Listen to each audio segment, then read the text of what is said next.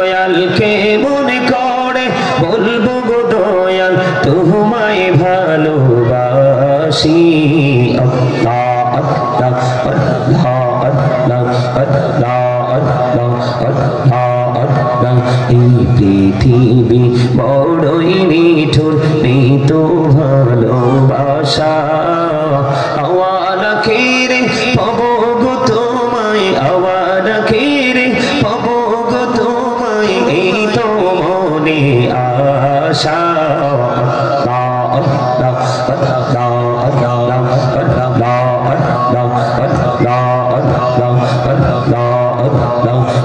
চূড়াতে একলা যখন ভাবি তোমায় নিয়ে, হৃদয়টাকে শীতল করি, হৃদয়টাকে শীতল করি চোখের জল দিয়ে।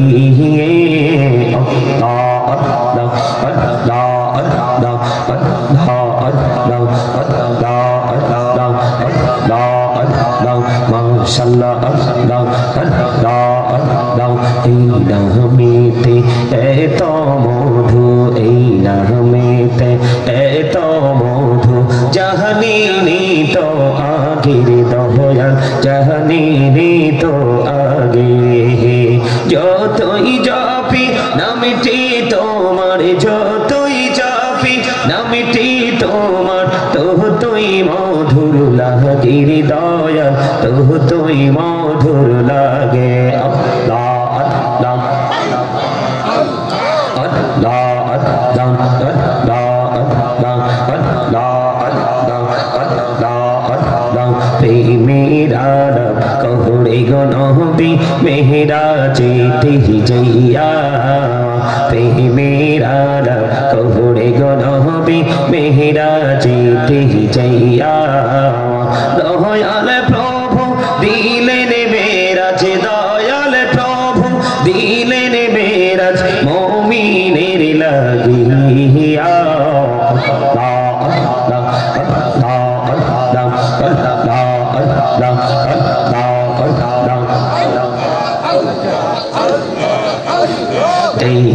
হইলেন আল্লাহর ওলি শাহজালাল নাম যার শোনে, ছোড়ে মহানদী পারে হয়ে যায়, ছোড়ে মহানদী পারে হয়ে যায়, বিছানা যার পাহা।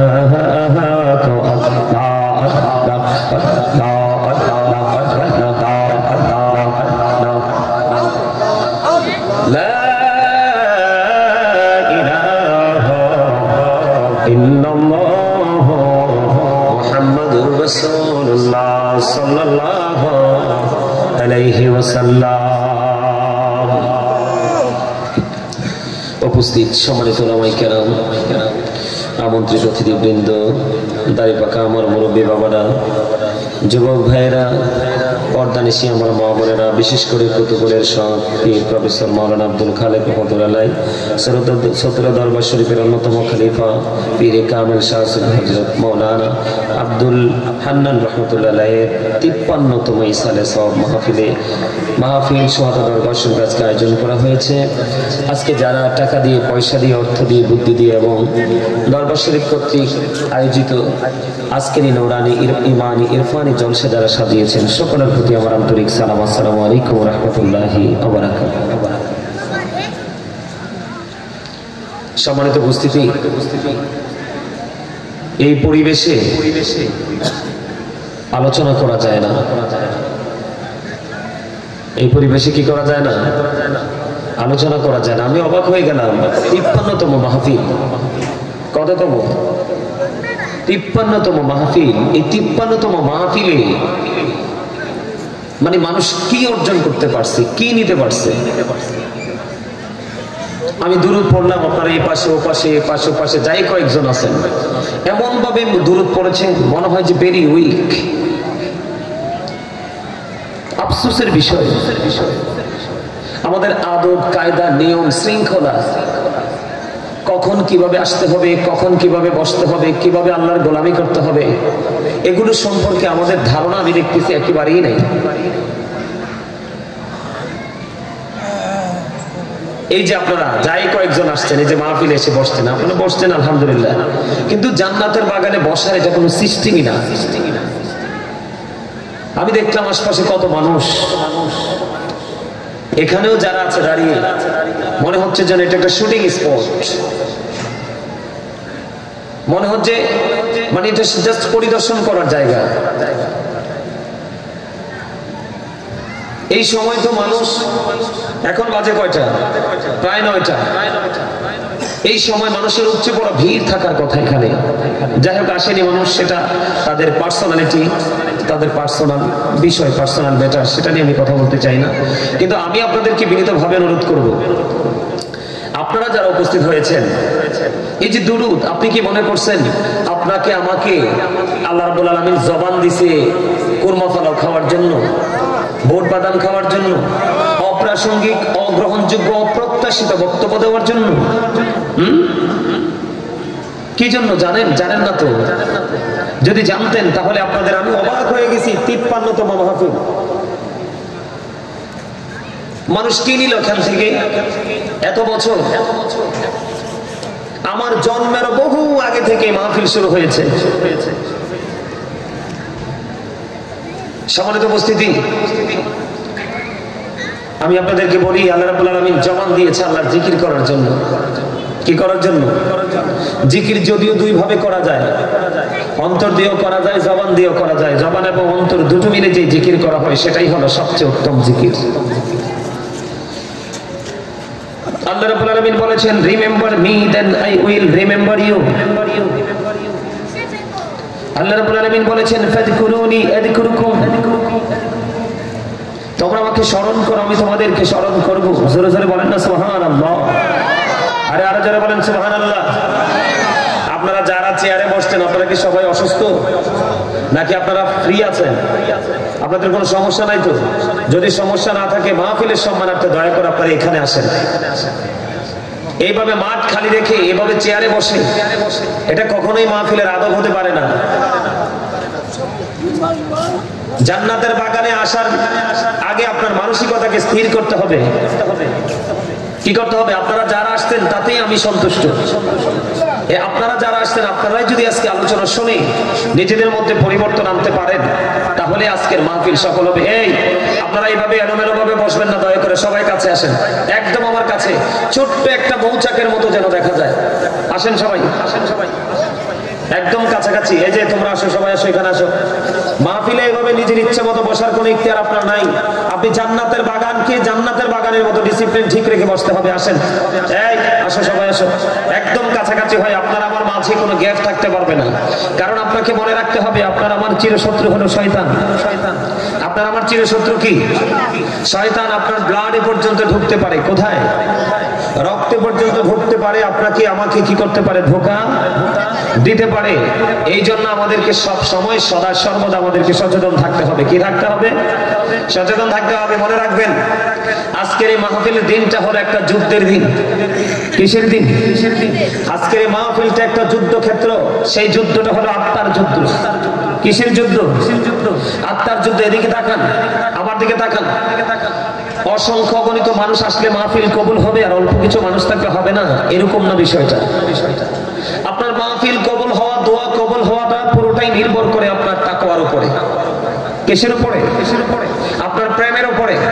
আমার দিকে তাকান, আল্লাহ কি বলেছেন? আল্লাযীনা আমানু, যারা ঈমান এনেছে, ওয়া কানু ইয়াত্তাকুন, এবং তাকওয়া অবলম্বন করেছে, লাহুমুল বুশরা, তাদের জন্য সুসংবাদ, ফিল হায়াতিদ দুনিয়া, দুনিয়ার জীবনে, ও ফিল আখিরা, এবং পরকালের জীবনে। তার মানে আপনি যদি প্রেমিক হতে পারেন, ঈমানটাকে টেকসই করে ধরে রেখে হৃদয় যদি আপনি তাকওয়া অর্জন করতে পারেন, তাহলে আপনার প্রেজেন্ট এন্ড ফিউচার, আপনার দুটো প্লেস, দুটো স্টেজকে আপনি ব্রাইটনেস করতে পারবেন, আলোকিত করতে পারবেন। জোরে জোরে বলেন সুবহানাল্লাহ। আরো জোরে বলেন সুবহানাল্লাহ। আরো জোরে। সুবহানাল্লাহ বলতে অসুবিধা হয়? আপনারা তো অসুস্থ না, আপনারাই প্রকৃত সুস্থ মানুষ। আপনি মনে করেন যে শরীরটা যদি পুষ্ট হয়, দেখতে মোটা সোটা হয়, এটাই সুস্থ নয়। আত্মা যার সুস্থ, তিনি হলো সুস্থ। কারণ সে the soul is the order of my Lord, only ruhu min amri rabbi, past tense, present tense, future tense, অতীত, বর্তমান, ভবিষ্যৎ।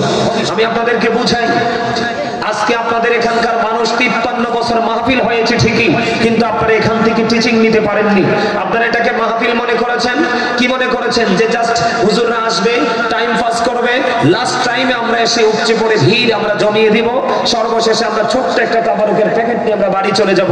আপনাদের মেন্টালিটি এমন, এটার নাম মাহফিল নয়। মাহফিল হলো মানসিকতাকে দৃঢ়স্থির রেখে আপনার আজকে যারা আলোচনা করতে আসবে তাদেরকে টিচার হিসাবে গ্রহণ করে এখানে যদি আপনি মানসিকতা উত্তম মানসিকতা নিয়ে বসতে পারেন তাহলে হলো মাহফিল। মাহফিল হলো এটা একটা ক্লাস। এটা কি? এটা একটা ক্লাস। বিভিন্ন কোয়ালিটির টিচার, বিভিন্ন এডুকেটেড পারসনদেরকে ইনভাইট করা হয়েছে তার জন্য, আপনাদেরকে টিচিং দেওয়ার জন্য। এই টিচিংটা হবে কেমন? দুনিয়া এবং আখিরাতকে, প্রেজেন্ট এন্ড ফিউচারকে যেন আপনি ব্রাইটনেস করতে পারেন। সম্মানিত উপস্থিতি, আলোচনা শোনার আগে আপনার মধ্যে 3টা কন্ডিশন রাখবেন। কয়টা? আলোচনাটা শোনার আগে আপনার মধ্যে 3টা কন্ডিশন আপনি রাখবেন, 3টা শর্ত নিজের মধ্যে নিজে স্ট্যান্ড দাঁড় করিয়ে দিবেন। আসবে আসবে আসবে আসবে, আপনারা আমার কথা শুনেন, তাতে এনাফ। আমি কি বলি আপনারা শোনেন। 3টা জিনিস। কয়টা? কথা বলে না। আমি না বলছি আপনাকে আল্লাহ জবান দিয়েছে কি জন্য? আল্লাহ রাখার জন্য। উনি সঠিক উত্তর বাংলাটা বলেছে, আল্লাহর জিকির করার জন্য। কি জন্য? আপনার কালব, আপনার রূহ, আপনার আত্মা দিয়েছে কি জন্য? জিকির করার জন্য। দুটোকে সমন্বয় করে জিকির করবেন, তাহলে বলবো you are very successful person. 3টা জিনিস আপনার মধ্যে রাখবেন। কয়টা? ফার্স্ট কন্ডিশন হলো আপনার মধ্যে রাখতে হবে স্টপ ইউর মাউথ এভরিবডি। সকলের জবানকে বন্ধ রাখতে হবে। আপনি মনে মনে স্থির করবেন আমি এই কর্নার থেকে আউট।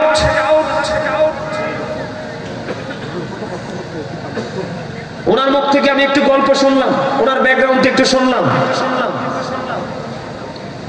আসলে কামার কখনো স্বর্ণকারের ওজন বুঝে না, কামার চিনি শুধু লোহা। যার দরবারে আজকে আসছেন উনি যদি আল্লাহর ওলি না হতো তাহলে আমি অনেক জীবনে অনেক শুনেছি শাহবাগ দরবার শরীফের নাম, কিন্তু এই বাস্তবে আমার চুল দাড়িগুলো পাকার পরে আসার সুযোগ হয়েছে। আপনারা কি জানেন এই জায়গাটার মর্যাদা কত? জাস্ট একটা এক্সাম্পল আমি আপনাদেরকে দেই। আপনাদের এই মাঠে অনেক সুন্দর দুবা গাছ আছে। কি গাছ? দুবা গাছের লত চড়া, একটু বৃষ্টি হলে দেখবেন লত চড়া, তার লত গুলো দেখতে অপূর্ব সুন্দর হয়। আপনি যদি কোন অনারেবল পারসনকে আপনি অনার করার জন্য আপনি যদি যত সুন্দরী হোক দুবা উঠিয়ে যদি মোটা ব্যানে যদি আপনি টপের মধ্যে করে তাকে সংবর্ধনা দেন, হবে হবে না। কিন্তু আপনি যদি একটু টেকনিকটাকে চেঞ্জ করেন, মাইন্ডটাকে যদি একটু চেঞ্জ করেন, সেই চেঞ্জ করার ধারাটা কেমন? সেটা হলো আপনি কোনো না কোনো বাগান থেকে লাল গোলাপ নিলেন, 2টো বা 3টা। কি নিলেন? লাল গোলাপ নিলেন। এখন আপনার ইজ্জত, আপনার কথা হলো দুবা গাছ আপনার কাছে পছন্দ হয়েছে, এটাকে আপনি সম্মানই করতে চান। তখন আপনি কি করবেন? 2টা অথবা 3টা লাল গোলাপ ডাটের মধ্যে 2 থেকে 3টা দুবা গাছ পেঁচিয়ে আপনি টবের মধ্যে বসাই আপনি কাকে? আপনার প্রিয় মানুষকে সংবর্ধনা দিবেন। হবে কি হবে না? হবে কি না? হবে। Thank you, absolutely right answer. মানে আপনারা যারাই এসেছেন এখানে সেন্সিবিলিটি সম্পূর্ণ পারসন, আই এম শিওর। আমার কথা বুঝতে পারেন? কথা বলেন, বুঝতে পারেন আপনারা? এখন নিচে আছে ফুলের টব, উপরে আছে লাল গোলাপ, মাঝখানে একেবারে নরমাল যেটা গবাদি পশুর খাবার। আপনি এটাকে পেঁচিয়ে কি করে দিলেন? প্রিয় মানুষকে সংবর্ধনা দিয়ে দিলেন।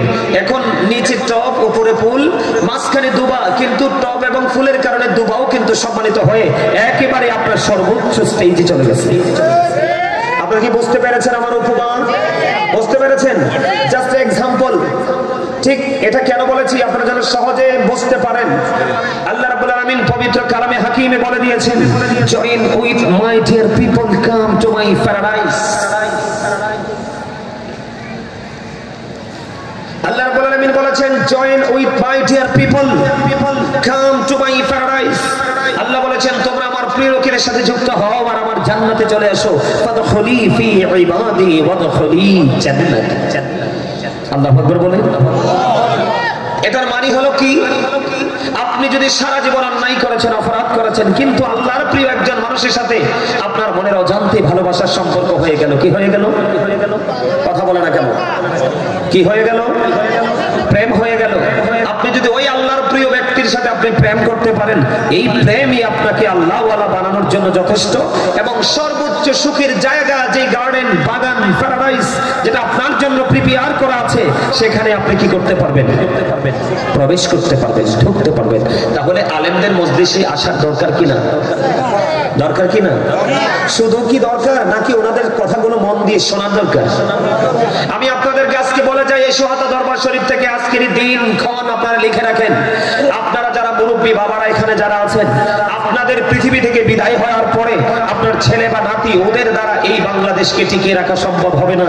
ওরা সকালে দেখবে এক ধরনের গজব, বিকালে দেখবে এক ধরনের গজব, গজব তাদের পিছু ছাড়বে না। তার কারণ আপনার ইসলাম যখন পৃথিবীতে এসেছিল তখন ইসলাম গরিব ছিল, পৃথিবীর অবস্থা ভালো ছিল না। আবার যখন ইসলাম পরিপূর্ণতা পেয়েছে, পৃথিবীর অবস্থা সোনালী দিনে ভরে গেছে। আবার যখন ইসলাম গরিব হয়ে যাবে, তখন পৃথিবীর অবস্থা আবার 100% প্রতিকূলে চলে যাবে। এটার একটা মাত্র এক্সাম্পল হলো এই ধর্ম হলো আল্লাহর মনোনীত ধর্ম। এটাকে আপনি ইগনোর করতেছেন, বারবার আপনি অ্যাভয়েড করতেছেন, এটাকে আপনি উপেক্ষা করে করে হাঁটতেছেন। আপনি কিসের মুসলমান? আল্লাহ রাব্বুল আলামিন এই আপনারা যে রাস্তাটাকে অবলম্বন করেছেন, সেটা হলো জাহান্নামীদের রাস্তা। আমার কথা শোনেন, আমার কথাগুলো সবার কাছে ভালো লাগবে না, তার কারণ হক কথা একটু তিতা, হাক্কু মুররুন, হক কথা তিতা। কিন্তু আল্লাহ বলেছেন আকুলু কাওলান সাদীদা, আল্লাহ বলেছেন সে দা রাইট থিং, সত্য কথা বলো, সঠিক কথা বলো। তার কারণ হলো হযরত মুহাম্মদ সাল্লাল্লাহু আলাইহি ওয়াসাল্লাম was born in Arab country. His father's name was Abdullah, his mother's name was Amina. His father said died before he was born. He lost his mother in his childhood. He was very truthful. আপনার আমার প্রাণের নবী ছিলেন শ্রেষ্ঠ সত্যবাদী। আওয়াজ তুলে তুলে বলেন সুবহানাল্লাহ।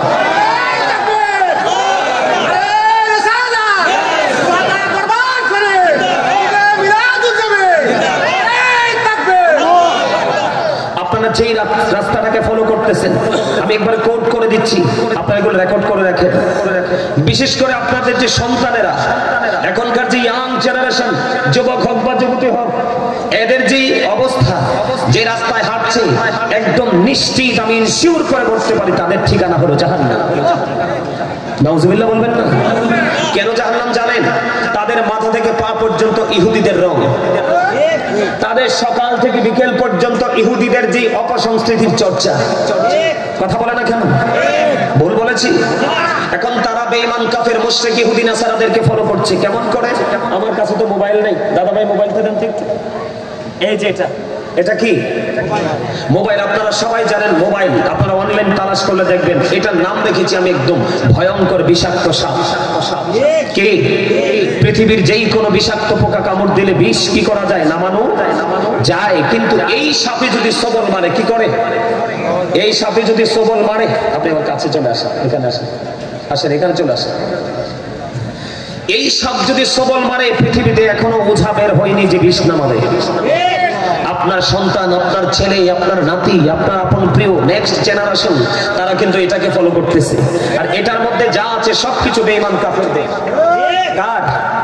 এখন বেঈমান কাফের সম্পর্কে আমার আল্লাহ কি ওয়াজ করেছে? আমার আল্লাহ বলেছেন উইদ্দাত লিল কাফিরিন। যুবক, আজকে সোহাদা দরবার শরীফ, এটার নাম কি? সোহাদা না? এই জায়গার নাম সোহাদা। তো এই সোহাদা গ্রামের ভাই বাবাদেরকে বলছি, আমার ছোট ছোট স্টুডেন্টদের বয়সী, তোমরা আমার স্টুডেন্টদেরও বয়স অনেকে কম হবে, অনেকেই আছো এখানে। আমি তোমাদেরকে বলছি, তোমরা যাকে ফলো করছো, যাদেরকে ফলো করছো, যেই টিমটাকে ফলো করছো, সেই টিমটা হলো তোমার জাহান্নামী। আল্লাহ রাব্বুল আলামিন বলেছেন কেমন জাহান্নামী? আল্লাহ রাব্বুল আলামিন বলেছেন you have to go to hell, তোমাদেরকে চলে যেতে হবে জাহান্নামে, মাস্ট বি চলে যেতে হবে জাহান্নামে। কারণ আল্লাহ বলেছেন উইদ্দাতিল কাফিরিন, আল্লাহ কাফিরদের জন্য জাহান্নাম বরাদ্দ করেছে। তুমি যা চর্চা করছো, যা ফলো করছো, সেটা পুরোটাই জাহান্নামী। বেঈমান কাফেরদের কার? এখন আমার দিকে তাকাও তোমরা, বেঈমান কাফের সম্পর্কে আল্লাহ রাব্বুল আলামিন আরো কি ওয়াজ করেছেন? এই এদিকে তাকান, এদিকে তাকান। আমার কাছে বসবেন, আদবের সাথে বসবেন। আমি সারা রাত বিরক্ত করতে আসিনি, কিছু সময় আলোচনা করব। যদি সত্যিকার অর্থে হৃদয়টাকে উজাড় করে শুনতে পারেন, আমি মনে করি আজকের পর থেকে আপনার লাইফ স্টাইলটা চেঞ্জ হয়ে যাবে। কারণ আমি যেই কন্ডিশনের কথা বলেছি, আপনার মধ্যে তিনটা জিনিসকে দাঁড় করিয়ে দিবেন। প্রথম ফার্স্ট কন্ডিশন হলো স্টপ ইউর মাউথ এভরিবডি, সকলের জবানকে বন্ধ রাখবেন। সেকেন্ড কন্ডিশন হলো you listening my lecture very attentively, আমার কথা সবাই মন দিয়ে শুনবেন। আর যদি বলেন হুজুর আই সে ডোন্ট অ্যাকসেপ্টেবল, আমি বলবো যদি ভালো না লাগে I say go to your seat out of sight, আপনি বাসায় চলে যাবেন। কারণ এই জান্নাতের বাগানে প্রকৃত মুসল্লির সংখ্যা হবে কম, হাইয়া আলাস সালাহ বললে ওই মসজিদে যাওয়ার মুসল্লির সংখ্যা হবে কম, দানের কথা বললে প্রকৃতপক্ষে দানের জন্য এগ্রি হবে কম। এটার কারণ হলো ওই চিরস্থায়ী জান্নাতীদের সংখ্যাও হবে কম। আপনি কি মনে করেছেন আপনার জান্নাতটা এত ইজি? নো, আল্লাহ রাব্বুল আলামিন বলেছেন Allah is only none, follow his law and light for eternal success. আপনাকে ফলো করতে হবে কোরআন এবং রাসূল, কোরআন এবং হাদিস, আল্লাহ এবং রাসূল। আপনাকে দুটো অপশন দেওয়া হয়েছে। কয়টা? দুটো অপশন দেওয়া হয়েছে। আপনি কিন্তু একটা ফলো করলে সফল হবেন না, আপনাকে দুটো ফলো করতে হবে। কোরআন এবং হাদিস দুটোকে ফলো করতে হবে। তার মানে আল্লাহ এবং আল্লাহ রাসূলকে আপনাকে কি করতে হবে? গ্রহণ করতে হবে। ঠিক না বলেন? আপনি রাসূলকে গ্রহণ করবেন কেন? আল্লাহকে পাওয়ার জন্য। কি জন্য?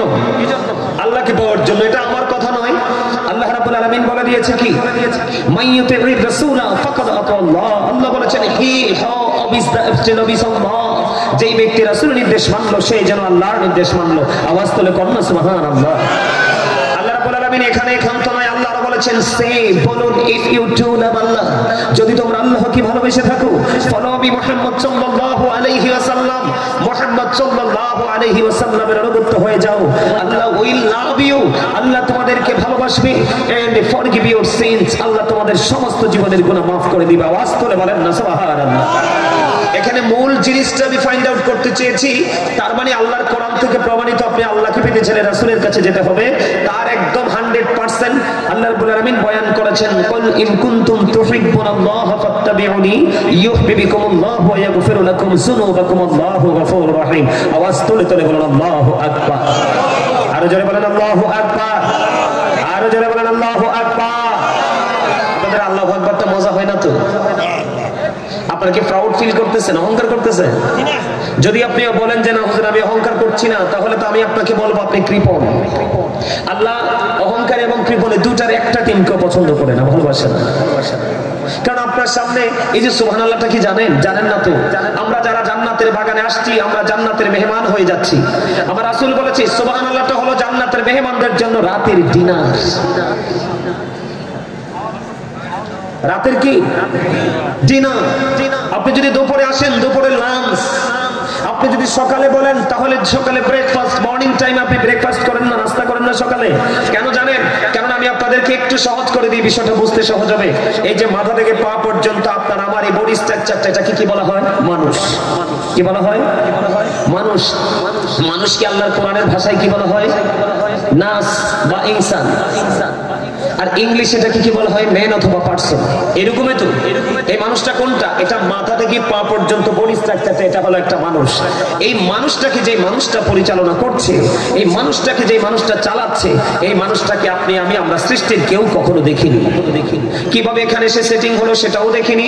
আবার কোন দিন না বলে কোন অবস্থায় আমাদেরকে ছেড়ে চলে যাবে, এই খাঁচাটাকে ছেড়ে, সেটাও জানি না। সেই মানুষটার নাম আল্লাহর কোরআনের ভাষায় বলা হয় রূহ। ইংলিশে এটাকে বলা হয় সোল, বাংলাতে এটাকে বলা হয় আত্মা। এই জন্য বলেছি, আল্লাহ বলেছেন say the soul is the order of my lord holy রূহ মিন আমরি রব্বি। আত্মাটা হলো আল্লাহর জাস্ট নির্দেশ, অর্ডার।